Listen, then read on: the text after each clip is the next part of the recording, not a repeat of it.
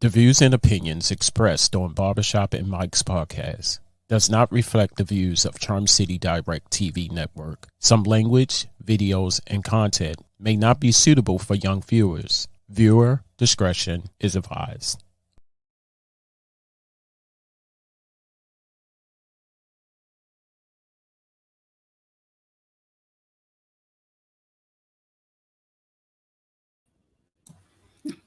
What's going on, family? How y'all doing? Welcome to another episode of Barbershop Micz. I have the host, Brother Mike, over here in the house. Hello, hello, hello. And my brother Sean over here in the house, all the way from Toronto. We got Brooklyn and Toronto in the house. That's right. That's right. In the building.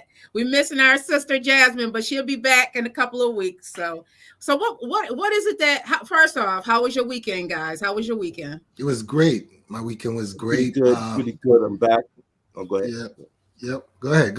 Back in full effect. That's what's back, up. That's back what's in up. action. Wasn't feeling too hot and everything, but God is good. Got me back at the house, so everything is Yeah. What about you, Sean? I know we gonna get into that Steph Curry. Did you watch it? Yeah, I did. I'm a big ball fan, so obviously I've been watching and following. So, yeah, I mean, it's kind of crazy right now because they're canceling a lot of games because of COVID and people needing to do the health and safety protocols. But so it was a little slower than usual this weekend in terms of like watching games and stuff, but I'm always there. I'm always present. So Yeah.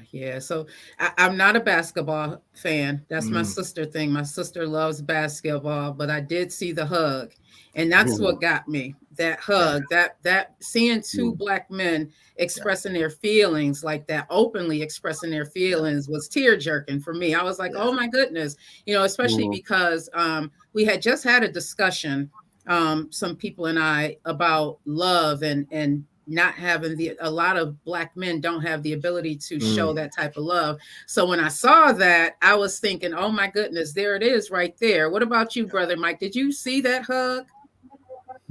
You know what? I only saw it on the blog and whatnot. Hold on. Wait a minute. Yeah, and wait a minute. Okay. So Sean, while Brother Mike's doing that, so this was something historical, correct? Yeah, absolutely. So to put it in perspective, the 3-point record in the NBA, previously to Steph Curry breaking it, was held by Ray Allen, and Ray Allen accomplished the feat in about I'm going to say 1,500 games.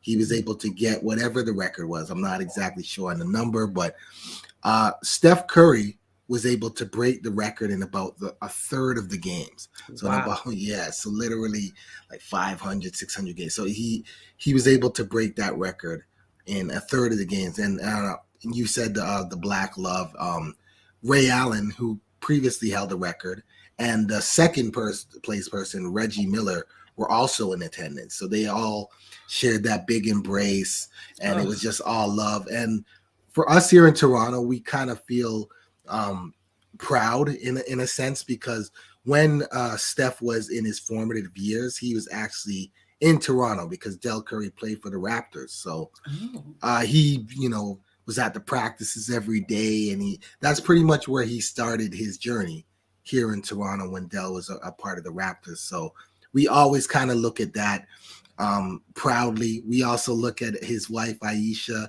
who's also from Toronto. So I did not know that. See, right. I did not know that. That's right. So there's definitely a Toronto connection with the Currys. And we were, watching that, we almost feel like he's a son of ours, so to speak. Yeah. I get that. I'm so sorry though. Yeah, I had to. It's fine. All right. Okay. Sean was just explaining to me what happened. Yeah. Okay, so here's the thing though. I seen it on a blog, and yeah, I thought it was something good about that because There it I is. used to There it watch is. That it basketball. brings tears to my eyes just looking at that, because that Yeah, is just so emotional. And for him to be able yeah, to share that with his dad Yeah, is still here with him yeah. like that. yeah, Oh my God. E Digger, why you do it yeah, to me? You yeah, know I'm yeah. such a Yeah, yeah. You know what? It brought back memories from when I used to watch NBA back in the 80s, 70s, and 80s and 90s. When NBA players would break a record, you would see that emotion. So that's a no-brainer for me. So I'm used to seeing that. So I haven't been catching up on NBA basketball, but I need to really start catching some fevers and stuff like that. We need to catch the fever now. Now that we got Sean, in the building and everything like that, those is our family. I'm gonna catch up with some sports with this brother and everything like that. And Abs- but it's a great feeling. Yeah, great So feeling. what does this mean for Steph Curry now? Well, he was already considered the greatest shooter of all time. There's been hundreds and hundreds of players that come through the league, and they all agree it's a universal thing. Steph Curry is the greatest shooter the league has ever seen. Wow. So Mhm. moving forward for his legacy, it just cements that legacy. We already knew he was the greatest 3-point shooter, greatest shooter, but now he's officially got the title. He's not anywhere close to retiring, so he's gonna probably double that record, and the next closest person's got a lot of work cut out for them. Because he's not So that let me old. ask you, He's just in his 30s, correct? Yeah, he's 31, right? so he's Okay. still kind of in his prime. Yeah, I have a question. Yeah. Do you think that he's gonna be rolled into NBA Hall of Fame? Absolutely. No, that's a no. I'll put it like this: this is the 75th year of the NBA, so their 75th anniversary, and at the 50-year mark, Okay. what they did is they chose the 50 greatest players to ever play in the game. Right. So now this is 75th year, and they have the 75 greatest players in the game, and of course he's on the list already, and he's still playing. Like there were a few, maybe I think there was 8 or 9 active players who were on that 75 greatest players of all time. So it's just a matter of time when he retires. Okay. He's already got his spot in the Hall of Fame. He's already considered the greatest shooter Yeah. of all time. He's a 3-time Mm. NBA champion. He's an MVP, 2-time MVP. So he's got all the numbers to back it up. And you know what? Considering that he's also already passed John Stockton. John Yeah, Stockton absolutely. has some Long good time. numbers too. Yeah. Long time. I mean, when we're looking, okay, John Stockton has the, I think he's second now in the assist all time, right? So assist is not something that Curry is strong at. He's more of a scorer. If you know basketball, there's you've got the facilitators, guys who pass the ball, and guys who score. And Steph what about Curry. Jordan? But what about Jordan? Jordan he's a combination of both, but he's definitely more of a killer. He's a scorer. He's a killer. He's going to take your heart out. He's not going to pass up the opportunity on the last second shot to somebody else. He's going to do it himself. So Jordan's that kind of a killer, and I see Steph Curry as that kind of a killer as well. He's not going to pass up the ball in the last second in crunch time and clutch time. He's going to take that shot. He wants your heart, and he's going to take it out. Yeah. What about you, E Digger? What did you think about that hug?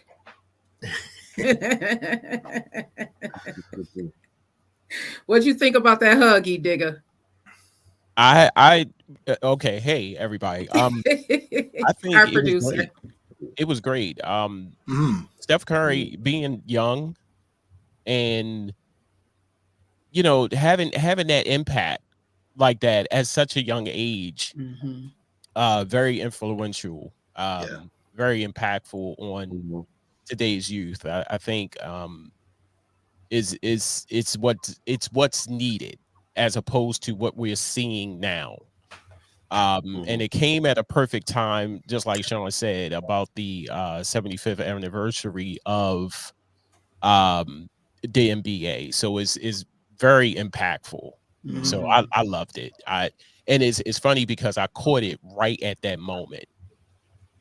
when the hug was, I was surfing the channels, and I caught it right there, and I was like glued after that. So you could see and all the raw emotion on his face. right, and I'm like you, Vet. I'm not a true basketball fan. In fact, I I only watched the NBA when Jordan was playing. I get it. Jordan wasn't playing, I wasn't watching.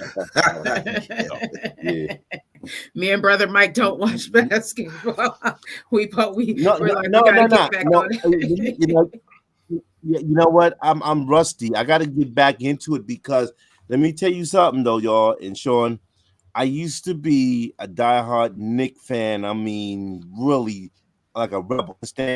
I used to be glued to that game, like night and day, especially when they had Pat Riley. Mm-hmm.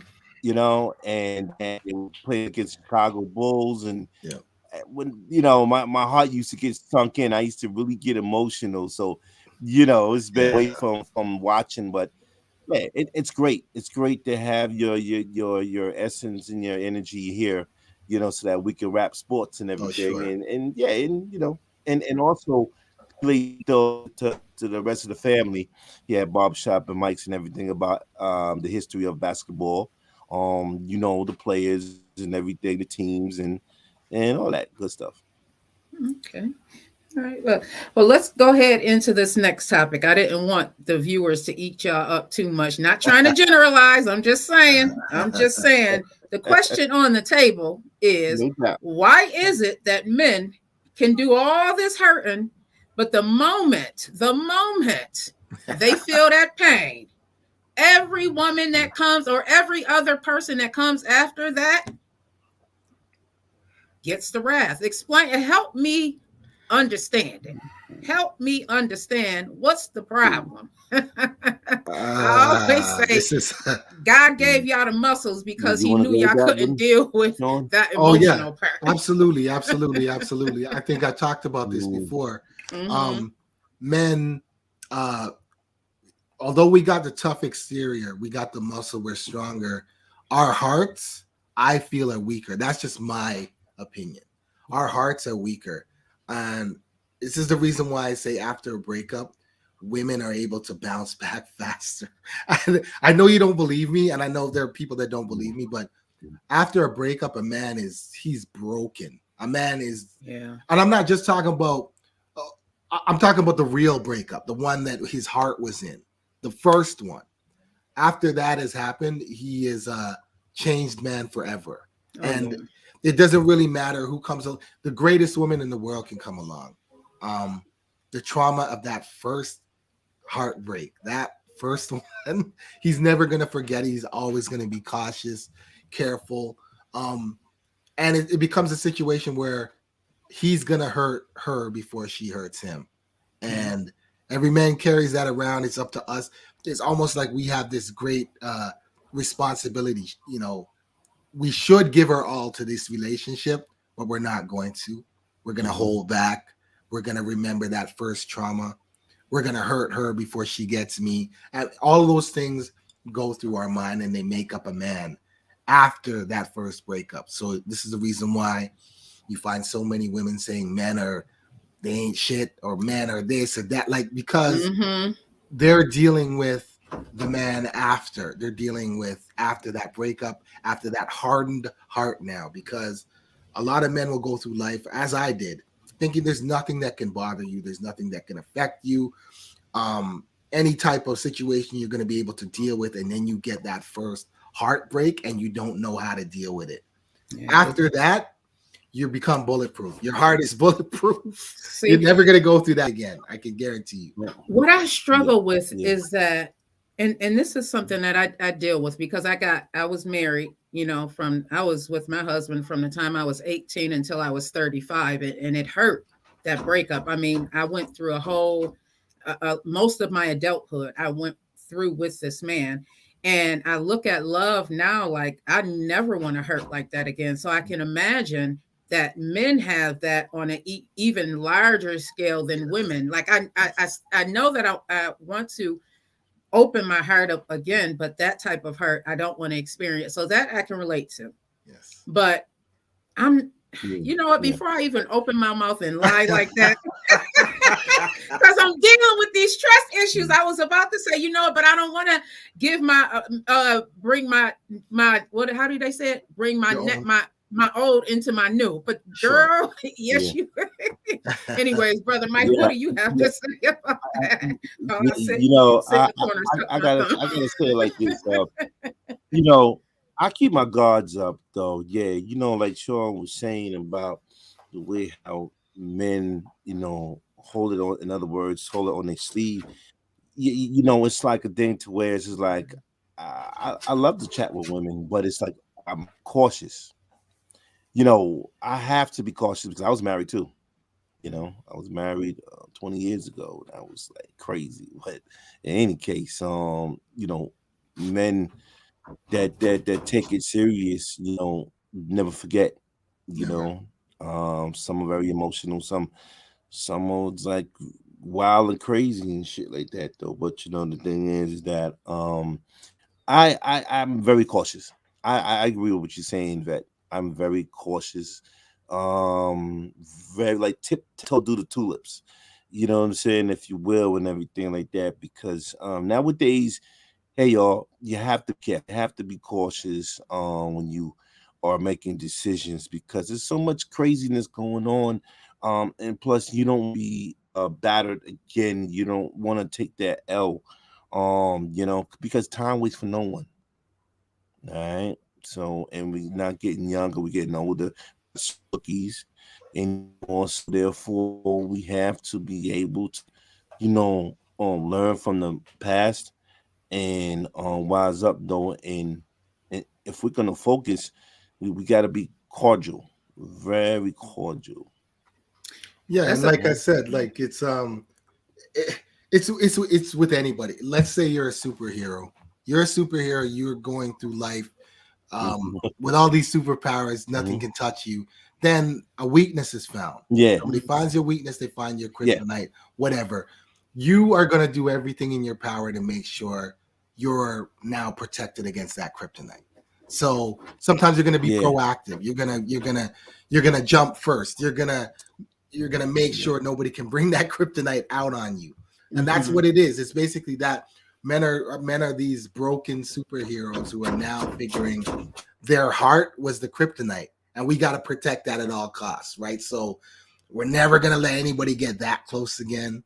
We're never gonna open up like that. And I know it sucks. It does suck. And I know how it sounds for the women, for the people, for anybody after you, it sucks. I mean but it's a reality. It's something that we have to work on as men for the rest of our lives. Some of us don't want to work on it. Some of us are just like, that's the way it is. That's the way it would be. This woman in 1984, she did this to me, and they're never gonna forget. They're never gonna let that go. They're never gonna forget that. I mean, everything after that is compared to 94 to 84 or whatever. It's just how it is with us men. It's the way we were programmed, the way we were built. I mean, you see it. You see it. Steph Curry and his father, that emotion, that men do not show emotion like that. It takes something huge. I can tell you this. You would find most men would cry over a sporting event, over something like that, as opposed to love or emotion or anything like that. But I've seen men crying big crocodile tears after the Raptors won the championship. That's emotional for us. That is something that is triggering for us. But that same type of emotion in a relationship, some men just don't show that. They just, I don't know, you know. They don't. I was married for some years before I take that back. When we got married, my ex-husband cried when we got married, and I was surprised, and they teased him about it for years. But I think we were together 5 years before we got, we were together 5 years. After that, it wasn't until his mom, the woman who raised him, passed away, that I actually saw that raw emotion. So it's in raising our kids. My first son, we didn't allow him to cry. Now I know better, because men have to express themselves more.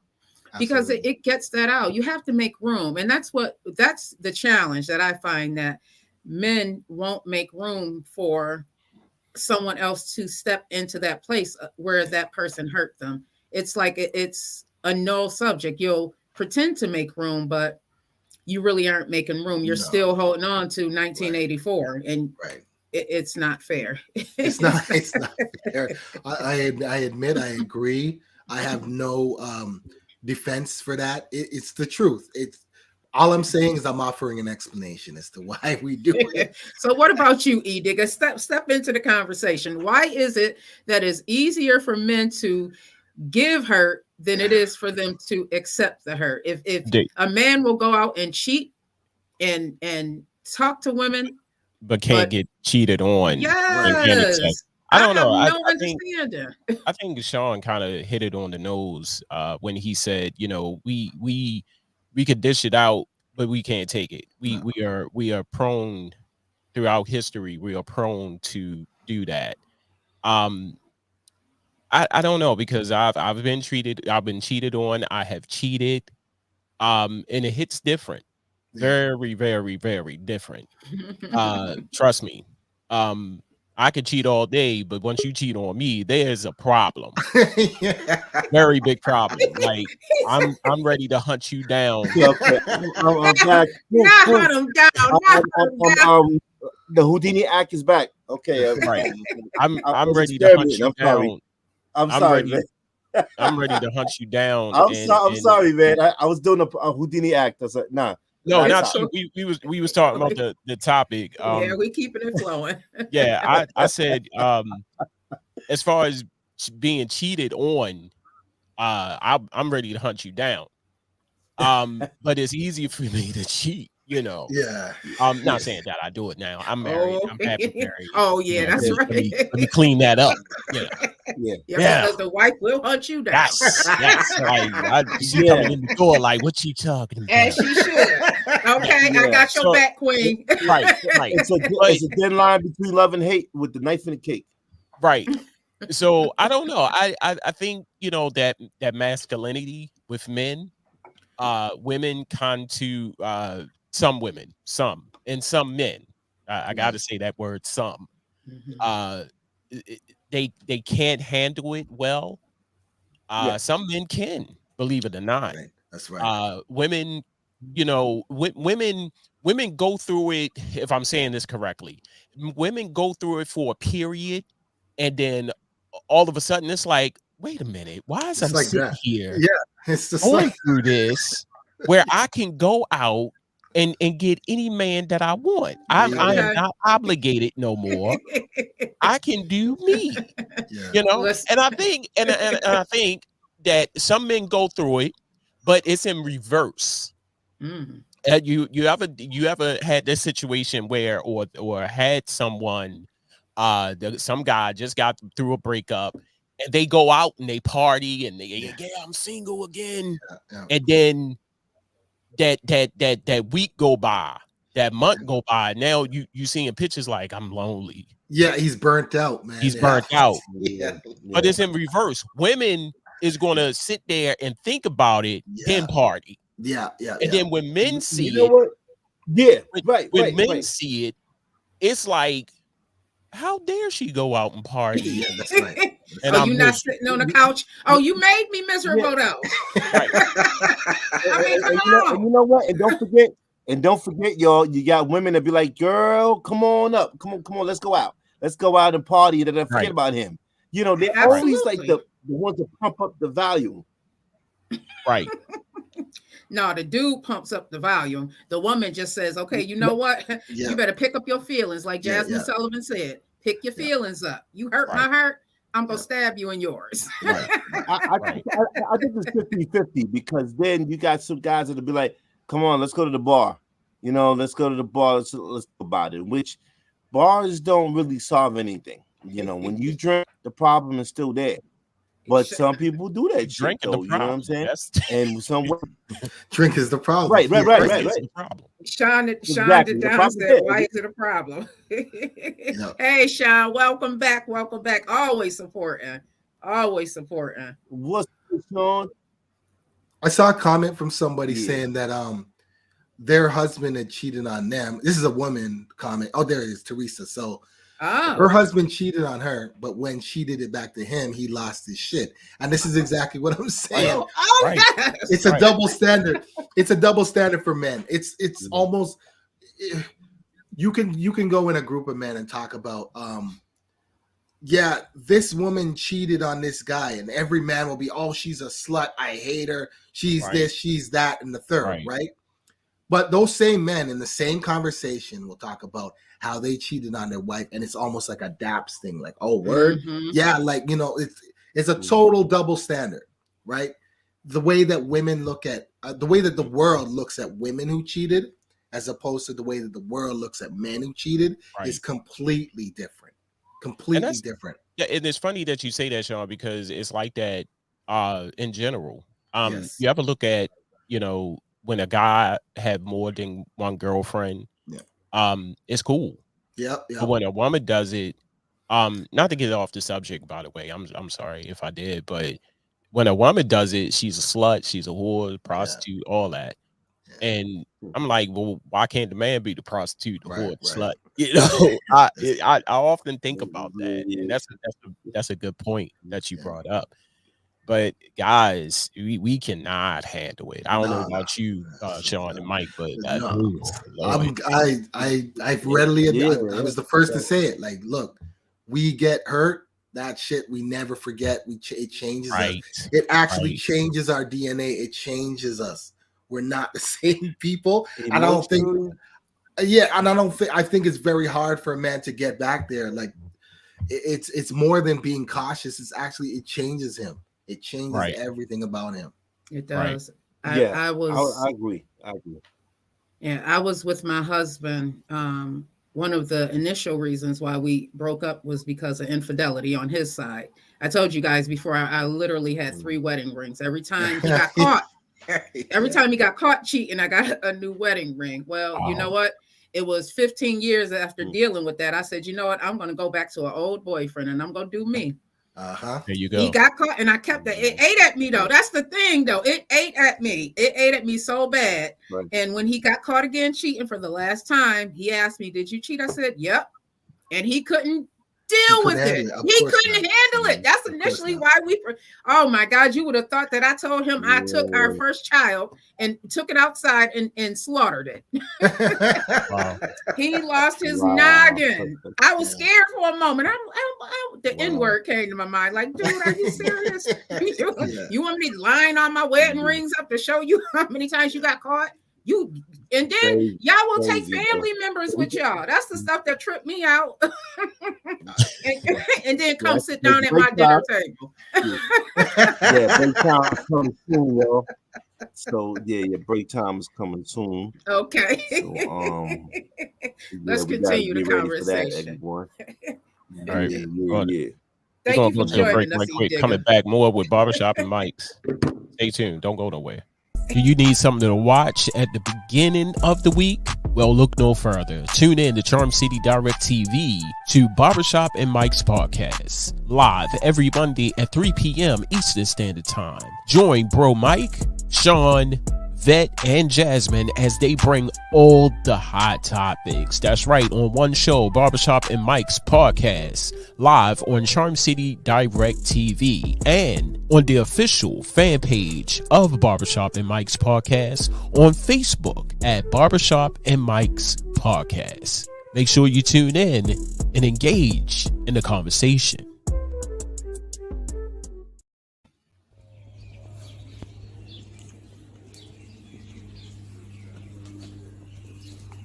What you listening to? What? I'm listening to the new station, WLEO 26.7 online radio, man.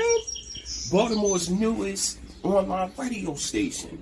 Oh my God, they got all the latest music, R&B from the 80s, 90s, the 2000s, jazz and gospel, man. Oh my God, on one station. And I just heard through the grapevine, I don't know how true it is, but they're going to have some talk shows. They're going to have some DJs on there cutting it up. Man, y'all better get on this. WLEO 26.7 online radio. We get back to this.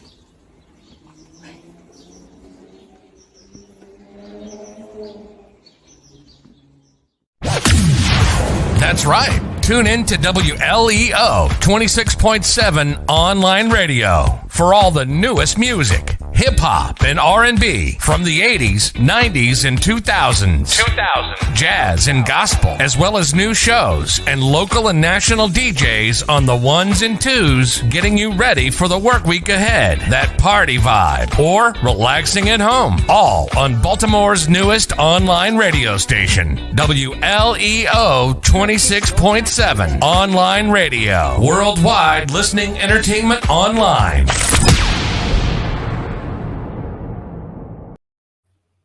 And we're back. So what we talking about now, Brother Mike? What we talking about? Them animals. Oh, we talking about my field. Animals and vaccinations. What's your thoughts? Ooh. You know what? Please. I'm a guest. I think birds. Huh? So I'm just gonna say this, and I'm just gonna shut up. I had my 3 grand dogs at my house this weekend, a little one and a big one. Every time they sneeze, I said, "Doggone it! If that doggone Brother Mike real, let me find out. Paint on patches, and Lexi gonna have to get a shot because Brother Mike will not let this topic go." Right. I have a cat, and of course, cats do a little bit more than dogs. They're independent. That's what I love about cats. He licks himself because he cleans himself. Yeah. So we talking about saliva, we talking about animal bodily functions, the whole 9. 1, 2 o'clock in the morning, I saw the topic animals and the vaccine, and I said, okay, here we go. And normally I don't do this, but I did a little research, I typed it in, and I said, what if it is a thing? And I read it, and the first thing that popped up, which you see right here, what you need to know is the risk of animals spreading SARS, because that's where it originated from. Listen to Brother SARS, every syllable. CoV-2, the virus that causes COVID-19, because they're not calling it COVID-19, they're not calling it coronavirus no more. To people is low. So I'm not really worried. I'm more worried about humans, peoples, than animals. Because if that's the case, well, how many animals it is to people right now? The ratio is 1 billion. It's close to us, maybe yet more. So you're looking at one, creating a vaccine for them, meaning that they're probably not going to be acceptable to our vaccinations that's already been created. Who's to say that the vaccines that they have in place now are preventing them already from COVID? You see what I'm saying? I'm more scared of people giving it to me than an animal. If that was the case, I don't know. I just think that it right now it's like it's not irrelevant. It's not irrelevant. I'm sorry. If that was the case, I don't know. I mean, months later, as a scare tactic, they probably can come back out and say animals, animals got COVID now. Beware your animals. But I'm not there. Listen, it cost my son and daughter when they took their pets to the veterinarian. almost $500 a piece. I doubt that they are going to go and get this COVID shot. Right. Yes, and that Really? was just like booster shots. Yes, it is very, very expensive to get dogs vaccinated. And one of the vaccinations. Not to cut you off, as opposed to humans now that they are getting it for free. Yeah. Like I said, anyway they can tack $1 onto someone. So just like you taking Fluffy to the vet for the COVID shot, that COVID shot is probably $400, $500, $600. Yeah. You know what I'm saying? One, I'm not paying it. I'm sorry. I love Fluffy to death. But I'm not kicking out that money. I mean, go ahead, Big Mike. Big Mike, I'm gonna let Big Mike go because I honestly don't have much to say. I don't honestly. I mean, here's the thing. It's just a fragrant smoke screen. It's a light smoke screen. You never know these days. Yeah, like E. Digger said, we have to focus on the humans, right? Absolutely. All that nonsense. Here's the thing, but you never know. What if we all got to be prepared for that? I mean, what if it's just valid. A light smoke screen? Something different. Pigeon, I agree. Pigeons fly all. They have so many different diseases and everything. Mike, not to cut you off. Yes, pigeons carry other diseases as well. Mm-hmm. You see what I'm saying? That's what I'm saying. Pigeons, I mentioned about pigeons, right? Equivalent to a pig right now on my radar. Pigs are disgusting animals, and pigeons. Believe it or not. Yeah. Well, no. I take that back. Pigeons, rats. No, pigs. Yeah. Pigeons, rats, or rats and pigeons. That's me personally. Yeah. Filthy. Yeah. You just made me. I'm trying to get off the pork. If you just made it even worse. You put pigs in the same doggone column with the rat. I'm sorry. Stay away from the swan. I'm sorry. If you like the pig, everybody eat the pig, bacon. Or I don't like enjoy pig. your bacon. It's the bacon. That's exactly what it is, E. Digger. It's the bacon. I don't need a pork chop. I don't need a pork roast. Right. It's the bacon. I love the bacon. I mean, enjoy your pig. I mean, if that's your thing, do your thing. I just don't like it. Now the pig to me, when I was little, my mom, hog bugs and chitlins, bacon. Okay. I was eating it. I was forced to eat it. I ain't had no job. I wasn't bringing no money in the house. I wasn't contributing to the grocery list. I had to eat what my mom gave me. So, with that being said, as I got older and understood and saw what this thing was eating, I'm like, oh, hell no. I can't digest that in my body. Christopher says that the pig is on this earth just to clean up. Why would you want to eat that? I agree. I agree with that. I agree. Yeah, right. Indeed, I agree. So pigeons are walking around. They whatever we give them to eat, and they eating it. And rats, I need not say. I need not say, but what the moral of this story is in this topic of animals getting vaccinated. One, you got to look at all animals, not just the kitty and the doggy. Right, exactly. Yeah. You got to look at all animals. Right. You got to look at zoos. Okay. You got to look at what's walking around here on the sidewalk. I'm just saying. That's a lot. So let's take it a step further. Yeah. What if they did start vaccinating animals? I would think that they would start at the zoo. I mean, think about it. The animals are in public. In direct contact with people. In direct contact with people, because everybody goes to the zoo, the petting zoos, you petting the donkey and all that. It's too much. Right. Now, like I said, valid point. Valid point.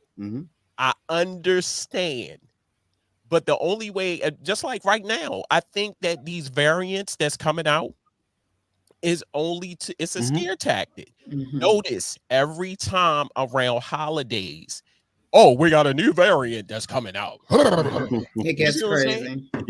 I'm just saying. So the one up this thing, let's include Fluffy. Let's include the alligators. I'm just saying. Propaganda. Unless it's free. If you notice, there's always some propaganda going on with all these variants. Also, now everybody wants to make money. Right. So that's my argument right now with animals and COVID. I don't see it happening. Period. Point blank. But there are people that will be willing to vaccinate Fluffy. Yeah. There are people. Right. And if this is a topic next week, we're zipping it. Right, We've had 20 minutes on this topic. Listen. It was a nice smoke screen. It was a nice little gesture. Right. Now back to the news. I know. What else is going on? What else is going on in the news, you guys? What is going? How was your weekend, E Digger? How was your weekend? My weekend is always eventful. It's eventful. That is my word. And I'm looking at now the trial of the woman officer who shot Dante Wright, if I'm saying his name right, who I don't know if many of you know, but an officer so the taser and the gun, she shot him with her pistol or taser. She was supposed to shoot him with the taser, but she shot him with the pistol. And she lied right now. Right. She was supposed to shoot him with the taser, but she shot him with the pistol. So there's a lot going on. The training, all of that is coming out. So the trial is underway. The trial is underway. And she is pleading for her life. Like, if she gets time, she's looking at close to 25 to life, if not more, or if not less. Here's my thing. Now you know which is which on your side of your and the weight and the weights are different. The color, it is a bright yellow color of a taser. How can you not right? And now they're saying if he did not resist arrest, because they always gotta throw a monkey wrench all in the mix of black people. You see what I'm saying? If his toe would have wiggled, he would have been alive. You see what I'm saying? They always gotta they always gotta throw that in the mix with the victim. But her argument is she forgot. But how can you forget when you're trained over and over and over again to understand the side? Taser, gun, the weight, color, the feel, handle, right? So that's what I'm watching now and seeing how this play out. Now, she was real passionate about her shooting him, that she didn't want to shoot him. That's the argument of if he did not resist arrest, because mind you, I don't know if y'all saw the video, but he was in handcuffs and he was wiggling out. He jumps in his car. Before he can shut the door, she shot him multiple times. They said how many times, but I forgot, but multiple times before he shut the door. What are you guys thoughts on this? Like, she is really, and I'm stuck. I'm stuck because one, you can forget, but we go back to training. She saw him as a threat. Right. Had she not seen him as a threat, she would have been thinking, let me not pull this gun out. I don't believe that she did not do it purposely. My heart tells me that she did it because she saw him as a threat, and she was trying to protect herself in her mind. Right. Had that been a white man, I'm sorry. He was I believe he's black and white. He was all I know he's is black. you African American. Yeah, he's half black, half white. Right. Had he been a young white youth, that wouldn't have happened. Never happened. And it breaks my heart to think that just because the color of his skin, he's dead right now. He was 20 years old and he was cuffed. Right. Why do you see him as a threat? How much of a threat is he going to pose? Let him drive away. Shoot the tires. Right. Why would you want to take someone's life away? Right. Yes. You know something? Here's my thing about law enforcement and racism. You have these officers that think they're so above the law. Now, mind you, it don't have to be a racism thing because you got some black officers that think they're above the law. But let's stick to the topic, okay? The fact of the matter is that though, you know, these people are like so trigger happy, they're so gun ho, if you will. Okay, they, you know, when they see a black person doing something unlawfully, instead of using the taser, okay, like you said, though, you know, if that would have been a white person, though, then she would have used a taser. Why, you know what I'm saying, our people? That's because of the fact because they think that they are invincible, they're untouchable, and they feel that they can, because they're the law with the badge and they're white, that they can be able to get away with murders and stuff like that. I mean, this is just so senseless. You know, it's just nonsense, though. You know, I just wish that in politics, they have to get to the bottom of this, though, and give these officers murder one. You understand? If me or you were to be able to commit a crime and everything like that, we're getting life straight off. Right. So what is the problem with law enforcement officers that's committing a crime getting life? Yeah. That's my thing. And the thing is with her, it's hard to sell when you're a 26-year veteran of the force. That's what I was about to get at. I'm glad you said that. It's hard to sell that it's an accident or you were on medication or whatever. I think in court now she's trying to prove that she has a nervous twitch or something like. I saw something in court like she's now all of a sudden she has this twitch. I agree, and it's I agree, but it's no excuse for that.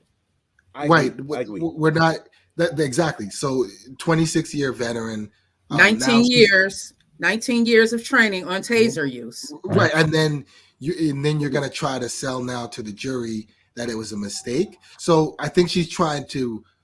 She's upping her acting game. First of all, she's putting on the crocodile tears and the nervous twitch or whatever she suddenly developed. Right. And to her credit, she knows what white women tears can do because white women tears can pretty much do anything. They're very powerful. Mm-hmm. White women's tears can get me killed. It can get you killed. Right. It can get her off. We saw in this week in the news a man who was given 100 years for an accident. He was driving a truck. The brakes of the truck gave out, and he ended up killing 4 people. Right. An accident, a total accident, but he was a person of color. They gave him 100 years in jail for an accident, and he had real tears. Like he was crying for his life pretty much at the sentencing. After that crying performance that he put on, begging for his life, he's an immigrant. It was a mistake. The trucking company admitted to the mistake. After all of that, they still gave him 100 years. I'm gonna give you one better. Wow. I'm gonna give you one better. I just saw a video, and pretty much in the same lines of what we're talking about now. I just saw a video a couple hours before I got on, and there was a young lady. I forget where. I did save it, but I can't find it, and then we really don't have time to pull it up and on all that.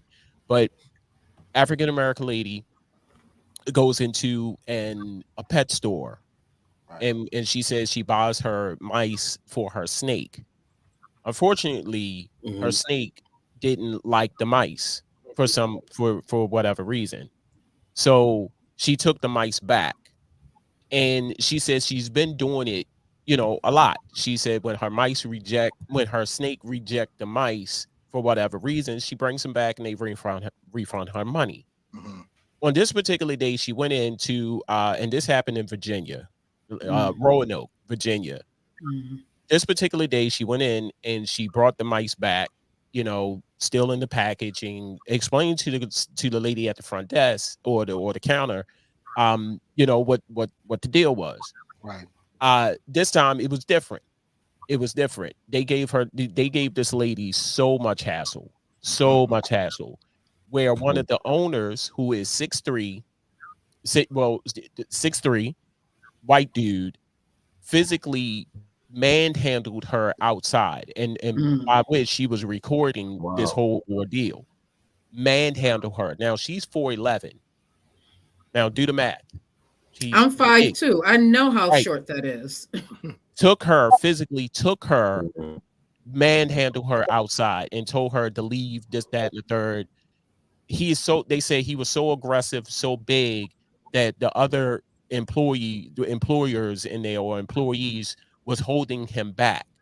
Now they're saying this has happened more than once. When Wow. the employees see him acting in this manner, they ran straight to him to, try to contain him.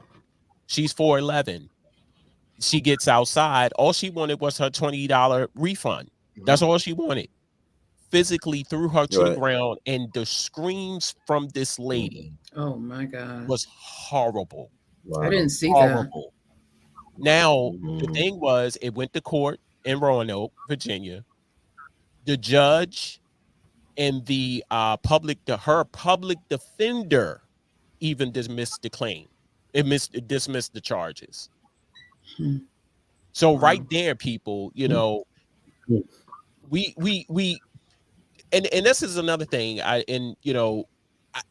want us to understand, when we see these trials and they give them, the pat on the wrist. Right.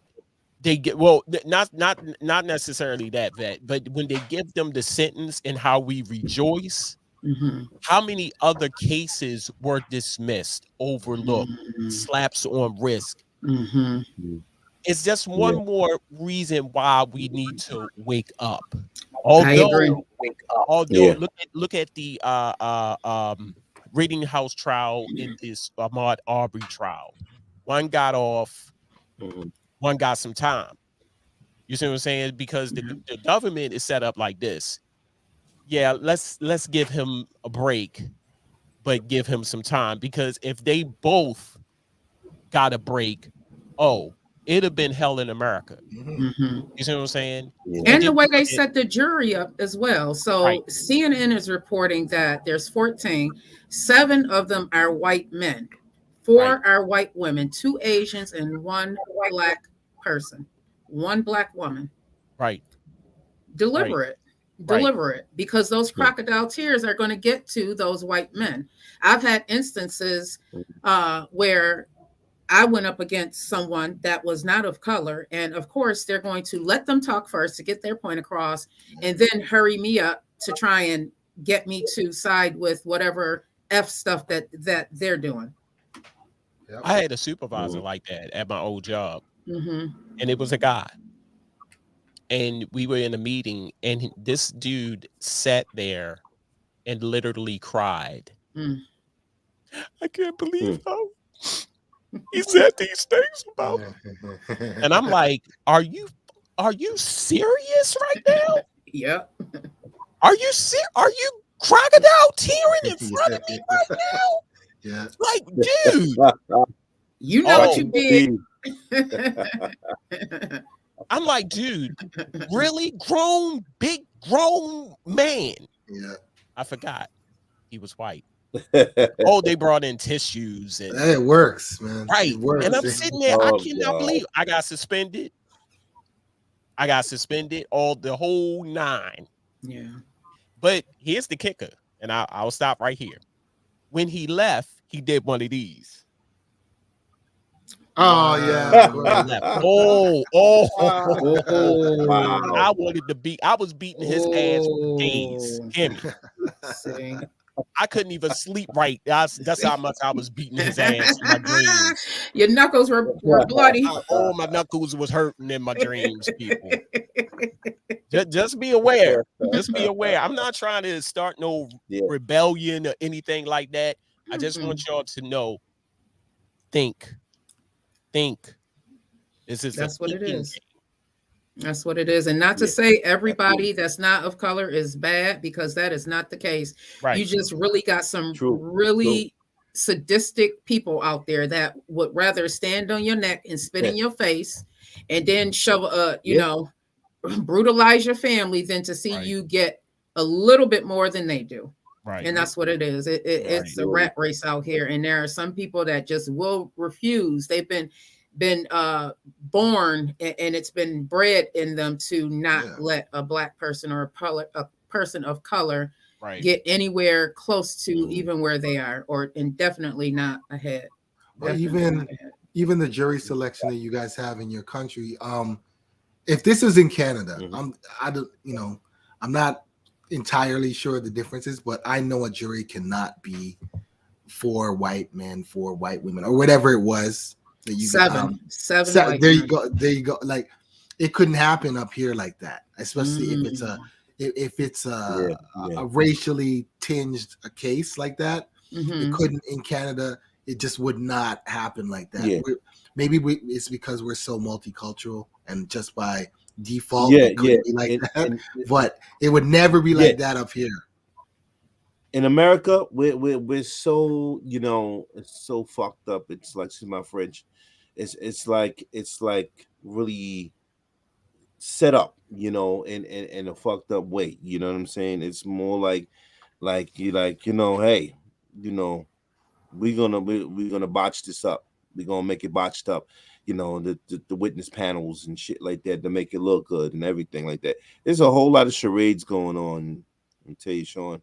A whole lot of charades going on. We see the trials, we see the cases, and a lot of the times, like, we're shaking our head, like even the jury selection. You say something like that, the 7 white men, 7, like, that cannot be said down up here in Canada. That it cannot happen. There would be a mistrial. It just wouldn't have, like, there would just, I don't know. I mean, I see a lot of the cases happening stateside, and I'm shaking my head. I'm just like, well, how can this be another one? And not to say that Canada isn't without its faults, because we obviously have racially motivated cases here with police officers and stuff too. But that whole jury selection it just would not happen here. Because it's not a jury of it is their peers, right? Yeah. It's supposed to be a jury of your peers. Like, you've got to be represented in that jury somehow. And I know if that was a trial here in Canada, that kind of ratio wouldn't happen. Maybe it's because of our human rights or whatever. I don't know the difference, but it just would not. A lot of the cases that are happening there, and when we're seeing them, we're watching from here. It just wouldn't happen like that up here. Right. I remember when the presidential election was going on. I have a friend that lives up there. She's like, "Move to Canada, come on, move to Canada." I have a lot of relatives like that too. I have a lot of relatives that saying that we're moving to Canada. We're moving. I'm telling you. Yeah, it's real out in these streets. So this was a good show, you guys. Absolutely. We miss you, Jasmine. Right. Come on back. Jasmine. Come on back, everybody. Jasmine would have tore up this session with something. Right. Oh yeah, you know that.